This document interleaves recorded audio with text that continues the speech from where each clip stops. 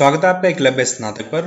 और आज की इस वीडियो में हम बात करेंगे basic concept and ideas in education की, जो हम सीरीज चला रहे थे। ठीक है, यूनिट 2 है, आज से हम स्टार्ट कर रहे हैं। इसका चैप्टर 1 है, उसको डिस्कस करेंगे। ठीक है, जो कि है शिक्षा और समाजीकरण, यानी कि एजुकेशन एंड सोशलाइजेशन। ठीक है, तो इस चीज को डिस्कस करेंगे। इसके कुछ इंपॉर्टेंट क्वेश्चंस हैं, उनको देखेंगे। और इस वीडियो की जो पीडीएफ है वो आपको टेलीग्राम चैनल पर मिल जाएगी, तो आप एकलव्य स्नातक 1 सर्च करके ज्वाइन कर सकते हैं और वहां से एक्सेस कर सकते हैं इसको। ठीक है, and this is our new channel facts with Bharat, so आप इसको भी सब्सक्राइब करके नोटिफिकेशन ऑन कर सकते हैं। ठीक है, फिर बात करते हैं क्वेश्चन नंबर 1 की। तो समाजीकरण क्या होता है? What is socialization? ठीक है, तो सोशलाइजेशन क्या होता है इसको एक बार जानते हैं। तो आपको पता है, जो ह्यूमंस है यानी कि मनुष्य है, वो एक सामाजिक प्राणी है, यानी कि humans are the social animal, we all know. ठीक है, व्यक्ति में सामाजिक गुण का विकास करने के लिए करने वाली एक प्रक्रिया होती है जिसको हम समाजीकरण कहते हैं। यानी कि सोशलाइजेशन एक ऐसा प्रोसेस होता है जिसमें हमें सामाजिक गुण, जो सोशल कुछ एटिकेट्स होते हैं, ठीक है, जो सोशल ट्रेट्स होती हैं, उनको डेवलप करने के लिए एक जो प्रोसेस होता है उसको हम समाजीकरण कहते हैं। समाजीकरण किसी व्यक्ति को सामाजिक नियमों एवं संस्कृति के अनुरूप बनाने की एक प्रक्रिया होती है। यानी कि समाजीकरण में कोई व्यक्ति होता है, उसको हमें सामाजिक नियमों को, उसकी संस्कृति को समझाने के लिए, उसको अनुरूप बनाने के लिए इस प्रक्रिया को उस पर चलाया जाता है। समाजीकरण सीखने की प्रक्रिया होती है, ठीक है, जो व्यक्ति को समाज में कैसे रहना है और किस तरह अपनी आवश्यकताओं की पूर्ति करनी है, ये सिखाती है। ठीक है, तो गिलिन और गिलिन के अनुसार क्या था कि समाजीकरण एक वह प्रक्रिया है जिसमें व्यक्ति समूह के क्रियाशील सदस्य के रूप में अलग अलग स्तरों के अनुसार, रूढ़ियों के अनुरूप और परंपराओं का पालन करते हुए समायोजन का विकास करता है, समायोजन करते हुए अपना विकास करता है। ठीक है, यानी कि सोशलाइजेशन एक ऐसा प्रोसेस होता है जिसमें कोई भी व्यक्ति होता है वो समाज के क्रियाशील सदस्य के रूप में, जो उसके समाज के अलग अलग स्तर होते हैं उनके अनुसार, ठीक है, जो अलग अलग परंपराएं होती हैं, ठीक है, रूढ़ियों होती हैं, उनके अनुरूप परंपराओं का पालन करते हुए जो आपस में एडजस्टमेंट होती है, समायोजन करना होता है, समायोजन करते हुए अपना विकास करता है। ठीक है, फिर समाजीकरण की क्या आवश्यकता होती है, ये क्यों जरूरी होता है? समाज में अनुशासन यानी कि डिसिप्लिन बनाए रखने के लिए। ठीक है, यानी कि समाज में हमें अनुशासन को फॉलो करने के लिए समाजीकरण की काफी ज्यादा आवश्यकता होती है। अब अनुशासन क्यों बनाना होता है कि अगर सभी व्यक्ति अपनी मन मर्जी से काम करेंगे तो कैसे काम चलेगा। ठीक है, अगर कोई चाह रहा है कि मैं सिर्फ पूरे दिन रोड पे घूमता रहूं, ठीक है, बाकी किसी को बाहर ना निकलने दूं, तो ये किस तरह से पॉसिबल होगा? और भी इंसान है, ठीक है, उनका भी मन करता है रोड पर चलने का, घूमने फिरने का। और ऐसे कोई भी व्यक्ति होता है वो फिर बाहर निकल के आता है तो दोनों के बीच में कॉन्फ्लिक्ट हो जाती है। ठीक है, लड़ाई झगड़े की स्थिति आ जाती है। तो इस तरह से जो समाज होता है उसका माहौल बिगड़ने लगता है। तो इसलिए सबसे पहले हमें सोशलाइजेशन करना होगा। सोशलाइजेशन से उसके अंदर कुछ जो सोशल वैल्यूज होती हैं वो इनकलकेट हो पाएंगी, जिससे कि डिसिप्लिन हो पाएगा। ठीक है, सामाजिक नियमों में कुशल में बनाने के लिए उसको सोशलाइजेशन की जरूरत होती है। कोई भी बच्चा होता है, सबसे पहले उसको हमें सोशल एटिकेट्स, उसके जो सामाजिक नियम होते हैं, अलग अलग समाज में अलग अलग नियम होते हैं, उनमें कुशल बनाना होता है। उसके लिए समाजीकरण की आवश्यकता होती है। उसके कुछ जो सामाजिक दायित्व होते हैं, यानी कि समाज के प्रति कुछ कर्तव्य होते हैं, उनको पूरा करने के लिए समाज के प्रति जो हमारे काम होते हैं, ठीक है, कुछ मौलिक कर्तव्य होते हैं, हमें उनको पूरा करना चाहिए। ठीक है, पूरा करने के लिए समाजीकरण की आवश्यकता होती है। संस्कृति के आत्मसात में उसको सहायता करती है। ठीक है, संस्कृति एक ऐसी पद्धति होती है जिसमें हमारा खान पान, वेशभूषा आ जाता है, जो कि किसी समाज में एक लंबी टाइम से उसका फॉलो किया जा रहा है। ठीक है, आत्मसात यानी कि उसको अपनी रग रग में बसा लेना। ठीक है, आत्मसात यानी कि उसको अपने अंदर, अपने मन मस्तिष्क में, अपनी व्यवहार में ऐसे परिवर्तन लेके आना कि वो हमारी संस्कृति हमारे मन मस्तिष्क में बैठ जाए। ठीक है, तो वो होता है आत्मसातकरण। तो समाजीकरण में क्या होता है कि कोई भी जो बच्चा होता है, कोई व्यक्ति होता है, अपने समाज में रहता है, समाज में अलग अलग तरह की जो संस्कृतियां होती हैं वो रहती हैं, तो चारों तरफ अपने एनवायरनमेंट में वो सिर्फ इन चीजों को देखता है, तो इससे आत्मसातकरण में सहायता होती है। ठीक है, तो ये आवश्यकताएं होगी कुछ इसकी। अब समाजीकरण की क्या क्या विशेषताएं होती हैं उनको डिस्कस करते हैं एक बार। एक गतिशील प्रक्रिया होती है, यानी कि समाजीकरण में व्यक्ति जो उसका जो व्यवहार होता है वो समय समय पे बदलता रहता है, परिवर्तनशील है उसमें। ठीक है, एक गतिशील है, यानी कि इसमें परिवर्तन या फिर जो चेंजेस होते हैं वो लगातार होते रहते हैं। समाजीकरण एक आजीवन चलने वाली प्रक्रिया है, यानी कि अब ऐसा तो नहीं है कि बच्चा है उसको हमने सिर्फ 10 साल तक उसको घर में रखा, उसके बाद उसको बाहर निकाला, तो ऐसा नहीं है कि अगले 1 साल तक, 5 साल तक, 10 साल तक वो घर में रहेगा।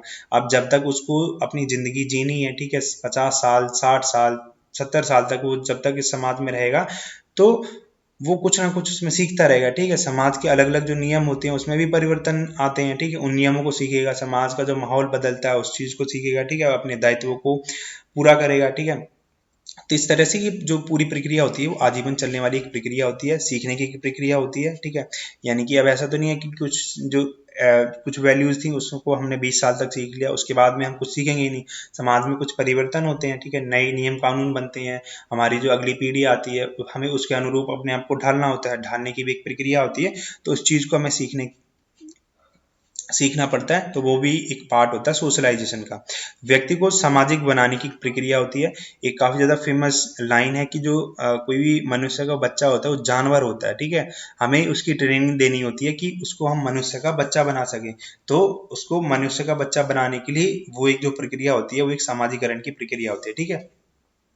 सांस्कृतिक विरासत को आत्मसात करने के लिए, यानी कि जो हमारी जो कल्चरल हेरिटेज होती है, विरासत होती है जो हमें अपने पूर्वजों से प्राप्त हुई है, उसको हमें अपने अंदर बसाने के लिए, ठीक है, और हमारी जो आने वाली पीढ़ी होती है, फ्यूचर जनरेशन होती है, उसमें हम उस चीज को ट्रांसफर कर सकें, ये होती है समाजीकरण की विशेषताएं, ठीक है। फिर समाजीकरण की विभिन्न संस्थाओं की व्याख्या कीजिए, ठीक है। समाजीकरण की अलग अलग जो इंस्टीट्यूशंस होते हैं उनके बारे में डिस्कस करना है। तो बेसिकली दो तरह के इंस्टीट्यूशंस होते हैं, ठीक है। समाजीकरण की संस्थाएं दो प्रकार की होती हैं। पहली होती है प्राथमिक संस्थाएं, प्राथमिक संस्थान जिसको हम बोलते हैं प्राइमरी इंस्टीट्यूशंस, ठीक है। दूसरी होती है द्वितीय संस्थाएं जिसको हम सेकेंडरी इंस्टीट्यूशन या फिर एजेंसी बोल सकते हैं। अब प्राथमिक में यानी कि जो पहले आता है, प्राथमिक यानी कि जो पहले आता है। अब जो बच्चा होता है वो सबसे पहले किसके पास जाता है?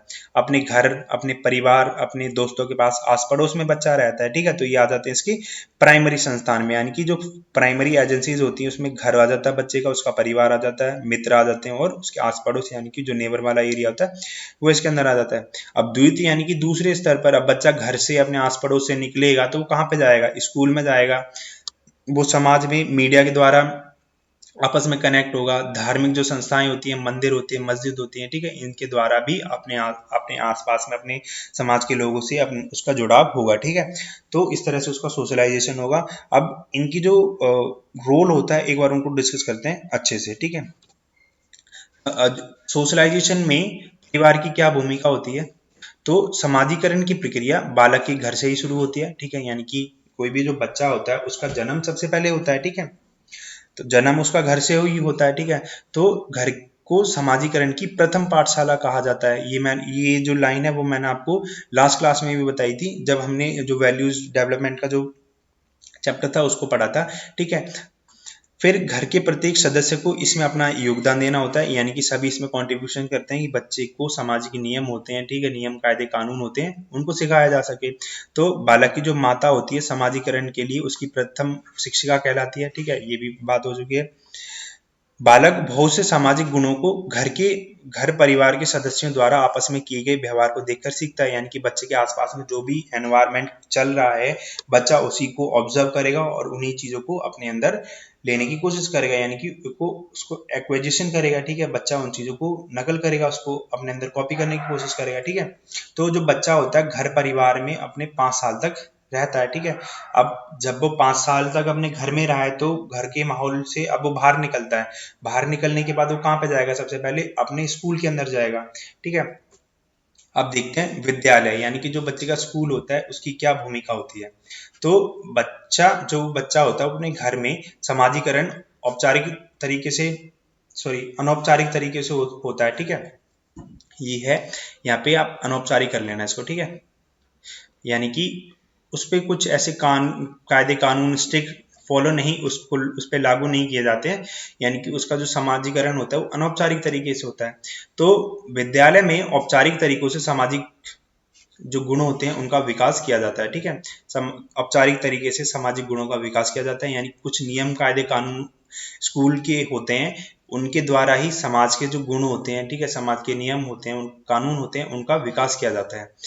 शिक्षक जो होता है भावी पीढ़ी में सामाजिक गुणों उनकी जो संस्कृतियां होती है, विश्वास होते हैं, उनका स्थानांतरण करता है। ठीक है।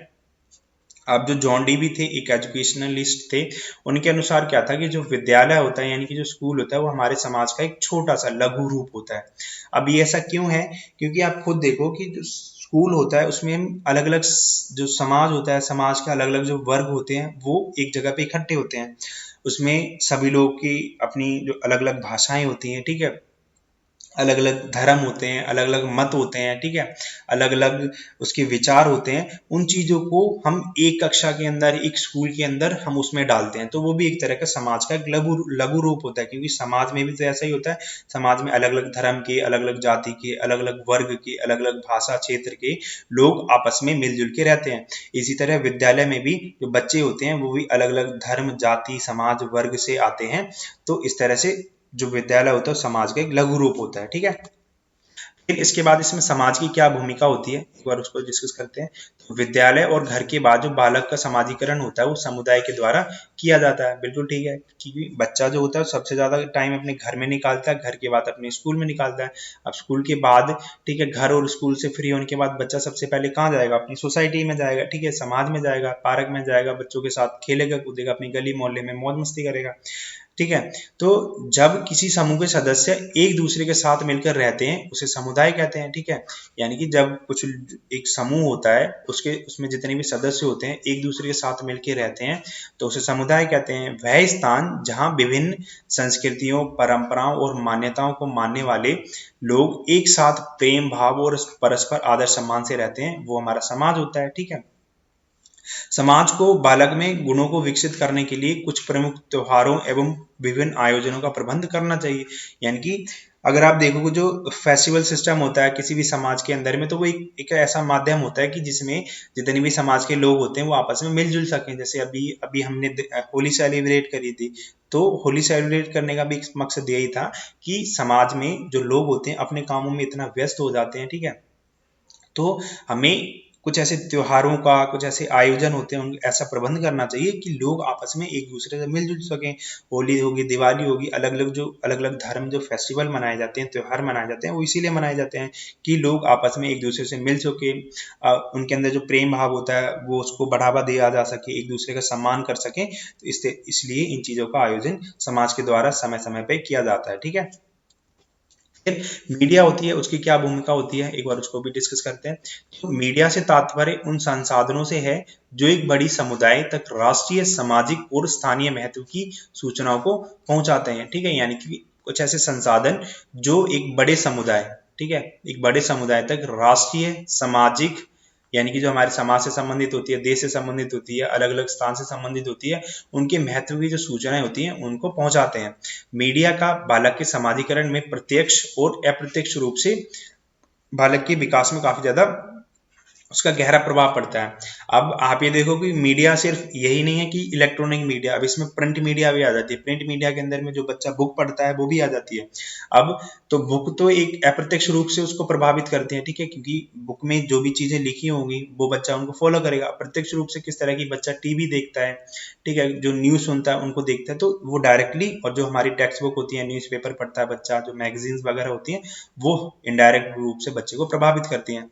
ठीक है। तो बच्चा उन पत्र पत्रिकाओं को पढ़ता है, ठीक है, जिससे उन्हें ज्ञान की प्राप्ति होती है। ठीक है। यानी कि बच्चे जो बुक्स वगैरह पढ़ते हैं, जो मैगजीन्स वगैरह होती हैं उनको पढ़ते हैं, उससे उनको नॉलेज मिलती है। अब क्या क्या नॉलेज मिलती है कि उसके वर्तमान में अनुसरण की जाने वाली अलग अलग तरह की जो परंपराएं होती हैं, उनकी जो संस्कृतियां होती हैं, ठीक है, विश्वास, मान्यता, उन सभी के बारे में उसको पता चलता है कि जो बच्चा होता है समाज में रह रहा है, हमारे आसपास में वर्तमान में कौन कौन सी जो परंपराएं हैं, ठीक है, किस धर्म के लोग कौन कौन सी परंपराओं को अपनाते हैं, किस तरह से उनको मनाया जाता है, कौन कौन सी संस्कृतियां होती हैं, अलग अलग जो धर्म होते हैं उनमें जो लोग होते हैं उनमें क्या क्या विश्वास हैं, धर्मों में क्या क्या मान्यताएं चलती आ रही हैं। तो इन सभी चीजों की जो जानकारी होती है वो बच्चे को मीडिया के द्वारा प्राप्त होती है। ठीक है। अब जो मीडिया होती है उसमें जो समाजीकरण होता है उसमें कौन कौन से तत्व शामिल होते हैं, ऐसे कौन से कारक होते हैं जो समाजीकरण को प्रभावित करते हैं, ठीक है, या फिर समाजीकरण में इनमें परिवर्तन आता है, जो अपना योगदान देते हैं इसमें। ठीक है। तो सबसे पहले आते हैं माता पिता। ऑब्वियस सी बात है कि जो कोई भी जो बच्चा होता है सबसे पहले अपने माता पिता पर ही डिपेंडेंट होता है। ठीक है। माता पिता अगर उसके पॉजिटिव एनवायरनमेंट उसको दे रहे हैं तो उसका जो बिहेवियर होगा वो भी पॉजिटिव होगा, अदरवाइज इट विल नेगेटिव। फिर मम्मी पापा से छूटेगा तो वो परिवार के जितने सदस्य होते हैं, भाई बहन होते हैं, चाचा चाची, दादा दादी, इनके पास जाएगा। तो ये भी उसके समाजीकरण में एक बहुत महत्वपूर्ण भूमिका निभाते हैं। फिर आती है राज्य की भूमिका आ जाती है इसमें, ठीक है, यानी कि जो कोई भी स्टेट होता है, कोई भी जो कंट्री होती है, वो किस तरह की पॉलिसीज बनाती है, ठीक है, बच्चों को एक जो सोसाइटी का जो नियम कानून होते हैं उनको किस तरह से डिजाइन करती है, बच्चा उन चीजों को किस तरह से सीखेगा, ठीक है। फिर आता है हमारा समाज से, जो राज्य होता है, समाज होता है, वो एक ही तरह का होता है। समाज में क्या होता है, समाज में अलग अलग प्रकार के जो नियम होते हैं वो समाज से समाज में बदलते रहते हैं, ठीक है, यानी कि अलग अलग प्रकार के समाज में अलग अलग तरह के हमें नियम कानून देखने को मिल जाएंगे। लेकिन राज्य में, राज्य जो नियम कानून बनाएगा सभी समाज पे एक जैसे लागू होंगे, ठीक है। फिर बच्चा किस जाति से आता है, किस वर्ग से आता है, तो वो भी चीज उसके सोशलाइजेशन को या फिर जो समाजीकरण है उसको प्रभावित करेगा। फिर उसके जो मित्र होते हैं, यानी कि पीयर एवं पीयर जो ग्रुप होता है, मित्र मंडली होती है, ठीक है, तो वो भी इस चीज को प्रभावित करते हैं। अगर जो बच्चे की संगति है, मतलब वो बोलते हैं ना कि जैसा रंग, जैसा संग वैसा रंग, जैसा वेश, जैसा देश वैसा वेश, ठीक है। तो इस तरह से अगर बच्चे की जो संगति है अच्छी है तो उसके अंदर अच्छी अच्छी जो वैल्यूज होती हैं वो डेवलप होंगी, ठीक है, उसका सोशलाइजेशन अच्छा होगा। अगर उसकी जो पीयर ग्रुप है वो काफी ज्यादा नेगेटिव है, गाली गलौज करता है, लड़ाई झगड़ा करता है, तो उसके अंदर भी ऐसी ऐसी सारी सारी प्रवृत्तियां देखने को मिल जाएंगी, ठीक है। स्कूल किस तरह का है बच्चे का, वो भी उस चीज को इफेक्ट करता है, ठीक है। अगर स्कूल में जो एनवायरनमेंट है वो भी अच्छा नहीं मिल रहा है, वहाँ पे जो लैंग्वेज है, ठीक है, इतनी अप्रोप्रिएट नहीं है, ठीक है, तो वो भी हमारी जो सोशलाइजेशन होती है बच्चे का उसको इफेक्ट कर सकता है। तो इसलिए स्कूल में जो डिसिप्लिन होता है उसको मेंटेन करा जाना चाहिए, ठीक है। अच्छी जो भाषा होती है, बोली होती है, उनको उपयोग करना जाना चाहिए, ठीक है। भाषा किस तरह से प्रभावित करती है कि कोई भी जो बच्चा होता है, जैसे सपोज करो कोई भी बच्चा एक साउथ इंडिया से आता है, ठीक है, तो वो नॉर्थ इंडिया में आता है, तो उसको एडजस्टमेंट में प्रॉब्लम आती है क्योंकि उसकी लैंग्वेज नॉर्थ इंडिया की लैंग्वेज से काफी ज्यादा अलग रहती है, ठीक है। तो इस तरह से भी जो ये जो साउथ इंडिया से जो बच्चा आया है उसका सोशलाइजेशन यहाँ पे इफेक्ट होगा। वो बच्चों से कम बातचीत करेगा, इनकी बातें उसको समझ नहीं आएंगी, उसकी बातें इनको समझ नहीं आएंगी। तो इस तरह से जो लैंग्वेज होती है वो भी एक बैरियर का काम करती है सोशलाइजेशन के अंदर में, ठीक है। पहचान, बच्चे की क्या आइडेंटिटी है, ठीक है, बच्चा किस धर्म से आता है, उसकी पहचान भी कहीं ना कहीं सोशलाइजेशन को प्रभावित करती है, ठीक है। तो आज की इस वीडियो में बस इतना ही है, और अगली वीडियो में हम मिलते हैं, ठीक है। और अगर आपको कोई भी डाउट हो तो आप कमेंट कर सकके पूछ सकते हैं, और इसकी जो पीडीएफ है वो आपको टेलीग्राम चैनल पर मिल जाएगी, तो आप वहां से इसको ज्वाइन करके एक्सेस कर सकते हैं। Thank you.